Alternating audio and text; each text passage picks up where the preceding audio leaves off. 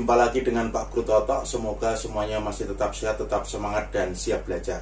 Oke, kali ini Pak Guru Toto akan membahas materi tentang posisi titik pada bidang koordinat kartesius.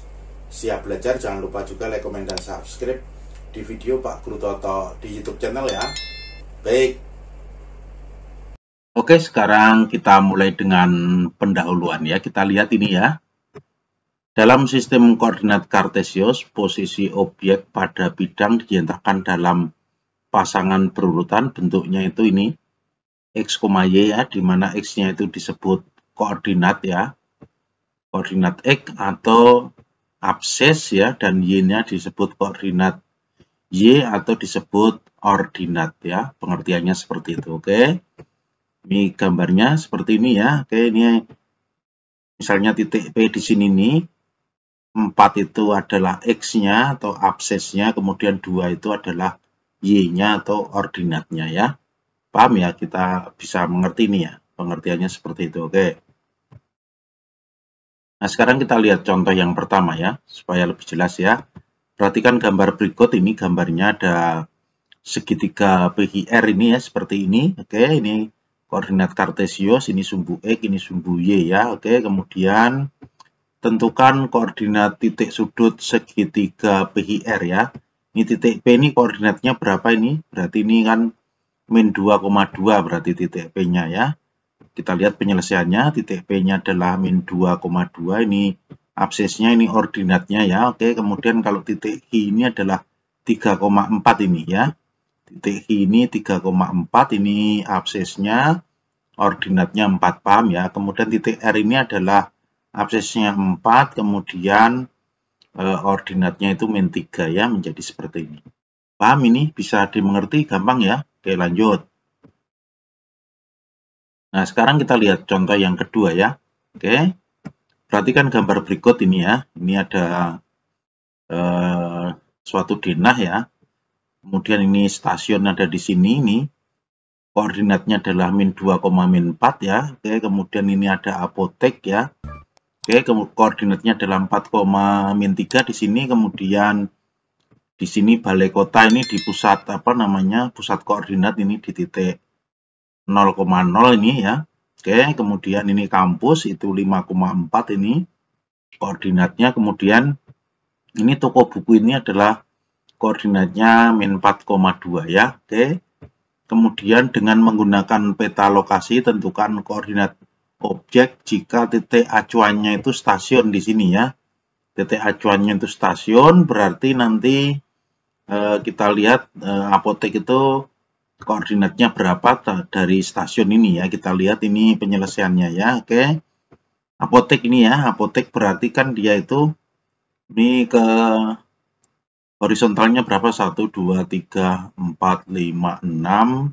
Ke atasnya itu vertikalnya 1, berarti apotek itu adalah 6,1, menjadi seperti ini, gampang ya. Oke, kemudian kampus ya, kampus itu adalah ini 1, 2, 3, 4, 5, 6, 7, kemudian vertikalnya 1, 2, 3, 4, 5, 6, 7, 8 ya, berarti kampus itu koordinatnya adalah 7,8. Oke ya. Kemudian kalau toko buku ini ya, toko buku ini adalah ini dari sini ke kiri ini 1, 2 berarti minus 2 ya, ke atasnya 1, 2, 3, 4, 5, 6 berarti koordinatnya adalah min 2,6. Oke ya. Itu toko buku. Kalau balai kota ini, kalau balai kota ya, ini coba disebutkan ya di nanti silahkan pada komen di kolom komentar ya, koordinat balai kota ini dari stasiun ini berapa ya, kesananya 2, kemudian ke atasnya 1, 2, 3, 4 ya, nanti dituliskan, coba dijawab di kolom komentar di video Pak Guru Toto di YouTube ya. Oke, kemudian kita lanjut ya. Oke, sekarang kita lanjut ya ke contoh yang ketiga ya. Kita lihat ini. Pada bidang koordinat, gambarlah titik P ini, minus 4,3, titik Q-nya adalah 6,-3, titik R-nya adalah koordinatnya min 5,-4, dan titik S-nya adalah 5,4 ya. Kemudian ini tentukan titik-titik tersebut di kuadran 1 atau kuadran 2 atau ke kuadran ketiga dan keempat ya. Oke, kemudian jarak titik-titik tersebut terhadap sumbu X ya. Kemudian jarak titik-titik tersebut terhadap sumbu Y ya. Kita lihat penyelesaiannya ya. Oke, di sini akan kita pakai untuk menggambar, maka kameranya Pak Guru Toto matikan dulu ya. Oke, sekarang kita lanjut ya. Kita akan menggambar dulu titik P, Q, R, dan S ini pada sumbu koordinat Kartesius ya. Kita buat dulu ini koordinat Kartesiusnya ya. Oke. Kemudian kita gambar titik P ini ya, minus 4,3 ini, minus 4,3 di sini berarti. Oke, ini adalah di kuadran 2, ini di kuadran 1, kuadran 2, kuadran 3, kuadran 4 ya. Oke, kemudian titik ini 6,-3, 6-nya di sini, min 3-nya ini ya, berarti di sini. Oke, ini kuadran 4 ya. Kemudian titik R ini minus 5,-4, minus 5,-4 di sini. Oke, gampang. Ini di kuadran 3 ya. Oke, kemudian titik S ini adalah di kuadran ke-1, ini 5,4 di sini. Ini gampang ya, bisa dimengerti ini ya. Oke, lanjut. Nah, sekarang ini ya, titik-titik tersebut di kuadran mana? Kita tentukan titik P di kuadran 2 ini.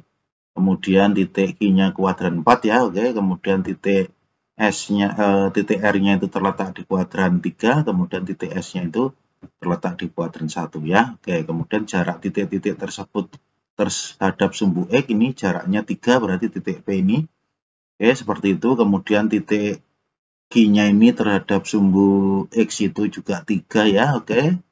Kemudian R-nya ini ke sumbu X 1, 2, 3, 4 nanti ya. Ini Pak Guru Toto tidak tulis karena tempatnya tidak cukup ya. Kemudian titik S ke sumbu X ini 1, 2, 3, 4 juga ya. Nanti coba dituliskan di kolom komentar ya. Oke, kemudian sekarang jarak titik-titik tersebut terhadap sumbu Y ya. Oke, ini ke sumbu Y titik P ini 1, 2, 3, 4 ya. Oke, berarti jarak titik P ke sumbu Y itu adalah 4. Kemudian Q ke sumbu Y 1, 2, 3, 4, 5, 6 ya. Jadi seperti itu ya. Kemudian titik R dan S nanti silahkan dijawab ya di kolom komentar di video Pak Guru Toto ya. Oke, lanjut. Oke, sekarang kita lanjut ke contoh yang keempat ya. Kita lihat ini. Perhatikan gambar berikut, kemudian gambarlah layang-layang ABCD. Tentukan koordinat titik D dari gambar ya. Oke, ini ada titik A, kemudian titik B, ini titik C ya, seperti ini. Kemudian kita diminta untuk membuat layang-layang ABCD ya. Itu kira-kira ke sana ya, oke. Ini kan naik 1, kemudian ke kanan 1, 2, 3, 4, 5 ya. Oke, kita buat seperti ini ya. Ini 1, 2, 3, 4, 5 menjadi seperti ini. Ini adalah layang-layang ABCD, di sini adalah titik D, maka koordinat titik D ini adalah 5,3 ya. Kita tentukan, jadi koordinat titik D itu adalah 5,3 supaya ABCD ini merupakan layang-layang. Paham ini? Bisa dimengerti ini? Oke. Itu saja yang bisa Pak Guru Toto jelaskan pada pertemuan kali ini. Semoga menjadi jelas dan juga bermanfaat. Jangan lupa juga like, komen, dan subscribe di video Pak Guru Toto di YouTube channel. Sampai ketemu lagi di video Pak Guru Toto berikutnya. Oke. Thank you.